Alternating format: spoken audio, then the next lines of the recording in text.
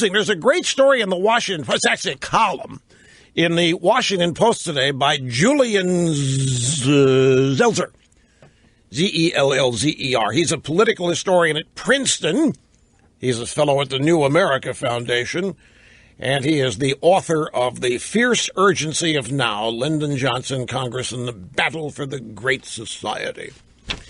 But he's a fellow somewhere. When you're a fellow somewhere, that's big. When you're a fellow, it means, well, it is reputedly smart. It means you have a chair at a think tank. So you sit there and you think. And then occasionally you write what you think, and then the think tank publishes it. Nobody buys it, nobody reads it, but you are heralded as a great thinker. But anyway, this guy's right. He said protests didn't hurt Reagan, and they're not going to stop Trump. And he takes us back. This kind of thing happened during Reagan's first term. Reagan was despised as much as Bush was, and is despised as much as Trump. In fact, some of the comparisons of Trump are identical to those made about Reagan. In fact, he's disengaged, he's stupid, he doesn't know politics, he doesn't know the Constitution, he's an idiot, he's lazy, and all these things. And the guy documents how all of this didn't matter a whit. It didn't affect anything. Reagan got his agenda. And I think where we are with all of this, like Scott Pelley opened the CBS Evening News last night. What did he actually say when he opened the news? He opened, by calling Trump divorced from reality. He said, it's been a busy day for presidential statements divorced from reality. So the media is caught up on trying to prove every Trump lie. The one thing they got all hot and bothered about yesterday when Trump said the murder rate was at an all-time high, or 47-year high. And the media went into gear and they fact-checked it. Trump's lying. Trump's wrong. The murder rate's actually been coming down. Trump doesn't know what he's talking about. And then Trump attacks the media, and so the media decides to defend itself. And I think what I've said about this campaign and with this presidency, going back to the first days of the campaign, and that is they still do not know what they're dealing with here in Trump. But the most important thing that the media does not know, they do not know, even today, who elected Donald Trump. They haven't the foggiest idea. They haven't gone out and talked to them. They have a caricatured image of the Trump voter. And let me describe the media and the Democrats who they think Trump voters are. They're missing one or both front teeth. They chew tobacco or smoke cigarettes, and they spit constantly while sitting on the front porch, reading the latest from the National Rifle Association. They have pickup trucks, and they go to church. They didn't get much beyond high school, if even that. They are poor. They are middle to lower middle class. They are 100% white. They are 80% male, 20% female. There are no gays and lesbians or transgenders or cisgenders or oddball genders or any other genders that voted for Trump. This is that's what they think of the Trump voter. They also do not know that the average Trump voters tune them out. They don't know that the average Trump voter is not paying them any attention. They're going about trying to destroy Trump in the tried and tested ways that they've been able to destroy any Republican they've wanted to in the past.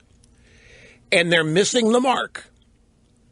And they're missing the mark because they still don't know who elected Trump. They have this negative caricature of people who are idiots, uninformed, ignoramus, racists, and bigots. And that's who they think that they can take Trump out by talking about how Trump lied about the murder rate. And Trump doesn't know what he's talking. He wants a religious ban on people. They think he can lie about what Trump's doing or even report the truth about what Trump's doing in a sneering way and think they can do damage to Trump. And by do damage, I mean destroy his presidency. And it isn't going to work. I think the media is effectively right now in a circular firing squad and doesn't know it. I think the Democrat Party's in the middle of that circular firing squad. Can I give you an example? We'll get to the Pocahontas details here in just a second. We'll get to the oral arguments before the Ninth Circus yesterday. Because, folks, I have to tell you, two of those There were 3 judges in the Ninth Circus. It's a 3-judge panel, and 2 of those judges didn't even ask about the law. They asked about Trump's opinions. They asked about Trump's attitudes. They asked about Trump's psychology. They asked about, and even the lawyer representing the opposition to Trump told the judges that they should take into account what Trump had said on the campaign trail in determining whether or not his executive order is constitutional. That has nothing to do with it. There is a statute. There is a law that applies here, and it's cut and dried. And it clearly gives the president total control over who gets into the country after he declares certain danger zones, certain problems that exist.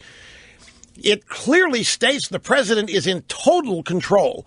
Where this case hinges legally is on the constitutional rights of some who are not citizens. Because even though as a non-citizen you don't have constitutional rights, if you're an illegal alien does not have constitutional rights. So whether the president's constitutional or unconstitutional shouldn't and does not apply. However, there are some individuals who are not citizens who, by virtue of other aspects of the law, are treated as citizens. And that's where there is some gray area in this statute. But that wasn't even explored. And I have to tell you, the Trump DOJ lawyer was horrible. Did you listen to any of this, Mr.? It was, folks, it was this guy. I mean, he even said to the judges, I get the feeling I'm not persuading you. And he said, well, please, if we lose here, don't make it too bad on us. I'm not listening to this, and I'm saying, is this the best that they've got over there to send out to the Ninth Circus? Or maybe they just figure they're going to lose there anyway. There are 2 things. Trump has tweeted, and he made a speech to the sheriffs today, the National Association of Sheriffs in Washington, and he criticized these judges.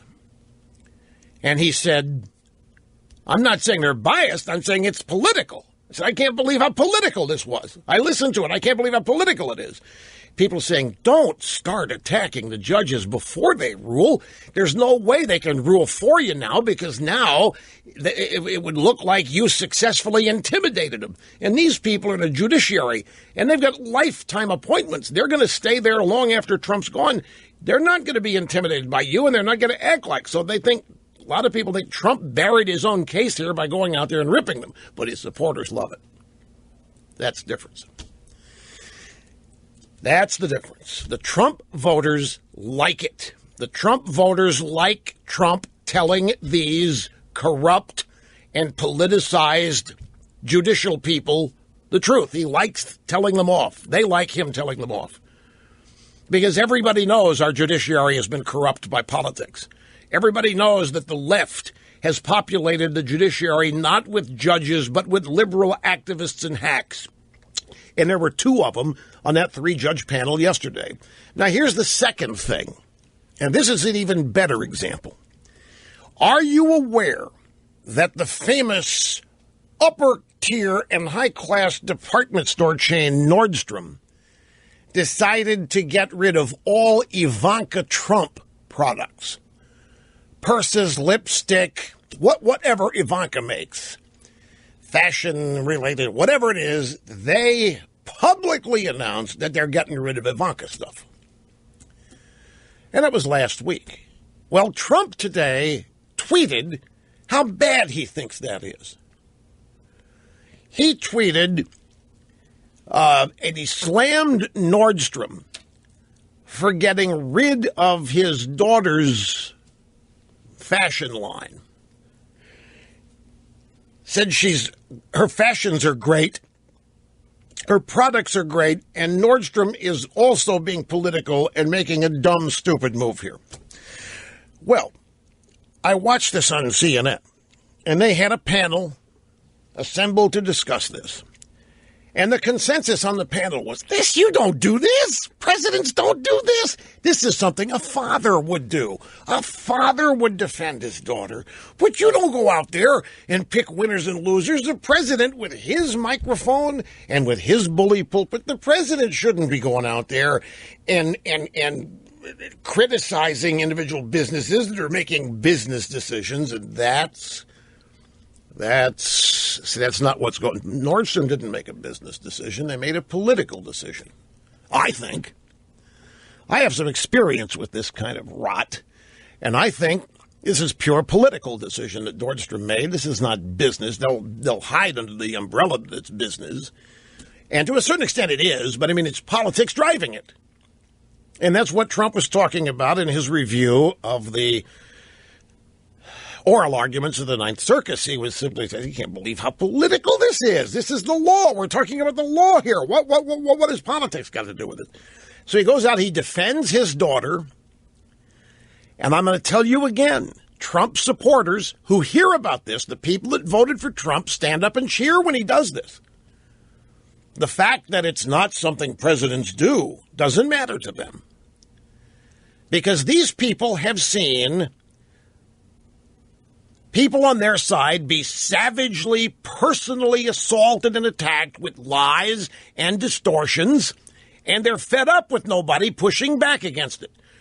People that vote for Donald Trump, I don't know whether they buy Ivanka Trump stuff or not. That's not the point. Ivanka Trump may as well be Donald Trump in this instance. So Nordstrom, effectively, as far as Trump supporters are concerned, told Donald Trump to take a hike by telling his daughter to take a hike. And Trump supporters are also saying, why punish the daughter because you don't like the man, the president? It's not fair. It's not right. This is the kind of thing the left has gotten away with for years. Being able to, the left, it's okay for them to boycott. It's okay for them to politicize business. It's okay for them to threaten and bully businesses into banning or not selling certain products or advertising certain... Oh, that's perfectly fine for the left to do that. Nobody says anything. That's perfectly fine. That's capitalism at work, supposedly. But when a president's daughter is affected and he sends out a tweet ripping Nordstrom for doing this... Why, no, we're not supposed to do that. That's not presidential. That's something a father would do, but this is very, very bad. Now, I will concede that the vast majority of political establishment types will agree in unison that Trump's tweet slamming Nordstrom, bad move, wrong move, not presidential. But Trump's voters, right on. Whether they buy Ivanka stuff or not, because Trump voters are sick and tired, fed up with the one-sided rules that exist in the American political playing field today, where Republicans and conservatives can be banned, can be fired, can be dismissed with no pushback whatsoever. Whatever the left wants. If a pizza shop won't sell to gay people, then the pizza shop should be put out of business. If the photography studio or if the bakery won't cater a gay wedding, put them out of business. Nobody pushes back against it. Nobody says this is wrong. Nobody attempts to reverse it. Nobody comes to the defense of the businesses under attack. Well, Donald Trump has come to the defense of his daughter, a business under attack, and I'm here to tell you that the people that supported Trump and voted for Trump have not one problem with that. In fact, they're probably cheering it. Back in just a second.